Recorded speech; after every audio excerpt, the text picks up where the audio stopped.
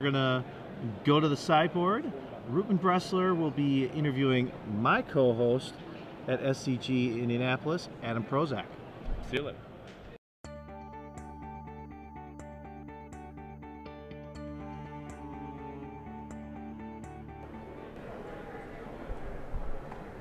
Welcome, ladies and gentlemen, to this episode of the Sideboarding. I am your host, Ruben Bressler, and No, I'm actually Ruben Bressler. oh, you're Ruben Bressler. It's close. I know you can't really tell, but I'm joined by Adam Prosak. I'm in the Adam sideboard. Prosak. You sure are. Okay, I'm not joined Ruben by Bressler. by 10K champion Adam Prosak here in the sideboard, and we're gonna have a little bit of story time because you had an interesting weekend. I had a wonderful weekend. Yeah, even though you didn't have the most. I didn't have success. the most wonderful weekend. Well, tell us a little bit about what happened. We'll go a little bit in chronological order. Let's start on the way down here. I drove a couple days early with 10K champion Lauren Nolan. Mm-hmm. And while I decided to take a nap in the car, he decided to drive us 2 hours out of the way. So our 7-hour drive became an 11-hour drive. Okay. So that was nice. And then we start playing the Invitational. And things start off really well. 7-1 day one. Unfortunately, the wheels fell off at some point. I one-forward my final 5 rounds. Yeah. Okay. And I finished 33rd, probably like the second worst place to finish in the tournament. Yeah. And the person you lost to in the last round. Yeah, Brian Braunduin, who got 17th. So we actually just could have drawn. Right. But we didn't, and we both were semi-bubble people. Yeah, fair. That's pretty. Semi-bubble people is a technical term. Yeah, I see that. And so, moving on in the weekend, you stayed at Anthony Avatolo's house. I did. That's like a million miles which is away, but like that's okay. 2 hours from here. Yeah. Which is sort of like driving to a Grand Prix in Baltimore, but staying in Philadelphia or something like that. Something like that. Yeah, like just a ridiculous thing. But today, you did something interesting. Now, I want to. I'll tell you what you folks at home what he played today, but I'm going to show you one card, and then you guys get to guess. It's important to know that I borrowed a deck for today. Right.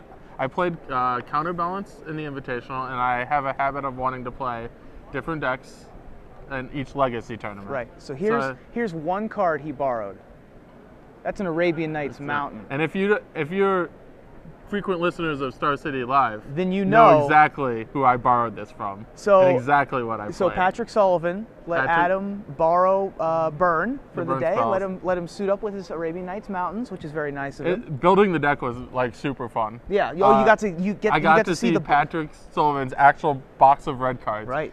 Like Todd Anderson was watching us build decks, and he didn't think the red box was actually real. Oh, geez. Oh, it's real. That's awesome. So talk to us a little bit about the deck building process of Burn. It looks obvious if you don't really pay attention, but there's actually a lot of little details that you need to pay attention to. You do get some significant choices.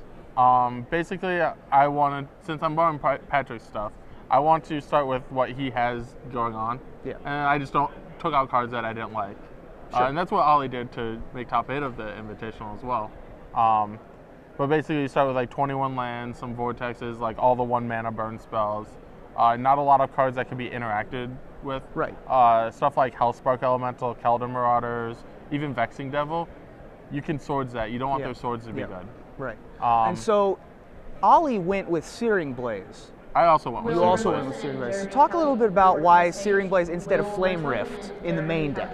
There are enough creature decks in Legacy. Basically, Flame Rift is 4 damage to each of us, and it's mostly for combo matchups. It's just the biggest damage rate you can get, regardless of the drawback. Sure. Searing Blaze is actually 6 damage, but you have to, 3 to their guy and 3 to them, and they have to have a guy. So sometimes it's just a dead card. Right.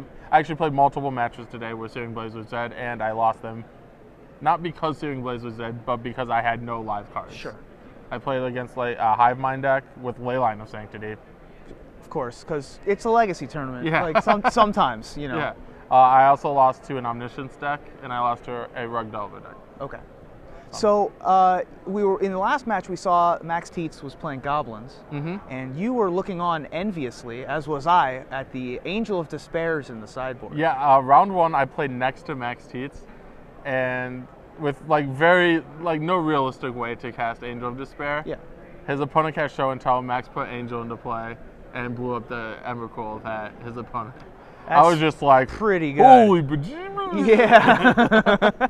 So would you? Yeah. Is that something that you would even consider for the burn deck? Or Almost. Yeah. Almost. Like it would be great against Omniscience. It would be the best card. Like right now, I have Mindbreak Trap. Okay. As my like uncastable card of choice. Right. But I think that one's a good uncastable. Nice. So going forward in Legacy, would you suggest burn as a deck to play, or is this sort of like a bucket list situation? I mean, I've played burn before. I played it in an open, and I cashed that open. Nice.